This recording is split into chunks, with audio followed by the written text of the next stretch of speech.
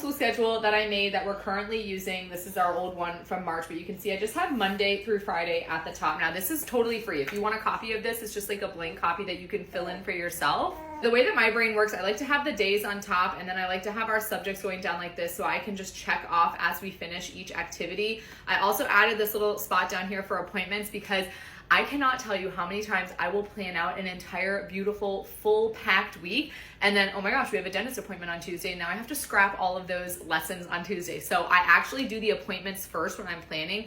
Any appointments we have, I put them there, and then I plan accordingly around those appointments. This was especially helpful to me when we were first starting out. That's what prompted me to make this, because every like little homeschool planner and stuff that I was finding online, like the spiral cute ones, I was just so sick of rewriting the same thing over and over and over again. So with this, I just typed in our main subjects, and then all I'm going in and writing is what the actual lesson is that we're on. And if you're in a state where you don't even have to track your lessons and things like that, you honestly wouldn't even have to write anything in there. You could just use this as a guide. If you're like a type A homeschool mom like me, I have to have something like this. Now I will say I'm very proud of myself. I no longer walk around with my clipboard every single day, you know, checking things off. I just have too many kids at this point, so I'm just using my schedule as like a guide. I just leave it up on my laptop, make sure we're hitting everything each day. Not as dependent on this as I once was, but I still offer it for free to new homeschooling families. Again, it's just a way to like organize your brain, organize your day.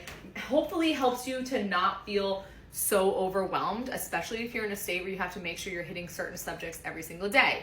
And if you don't know what your state requires, hslda.org, I'll put it up on the screen. That is where you can go see a map of the United States. You just click on your state and it will pull up all of your state laws. You can also use like your local state school district website. So for here in Florida, it's fldoe.org, I believe, Florida Department of Education. Homeschool laws are on those websites as well, and those actually might be more updated than HSLDA, so you might be better off going that route. And the last thing that I'll say is if you are in a state that has a lot of requirements, like maybe you have to keep track of your daily activities, you have to hit certain subjects every day, you have to homeschool a certain amount of days each year, there's like a lot to remember. Don't let that overwhelm you. I promise you, it is not as scary as it seems. Like, I swear the way they word things on those websites is like purposely trying to scare moms out of homeschooling or something, because it really isn't that bad. Even if you are in a state that has all of those crazy requirements, it's all doable. You can find templates like My Schedule, there's learning log templates. There's so many resources online for homeschooling families.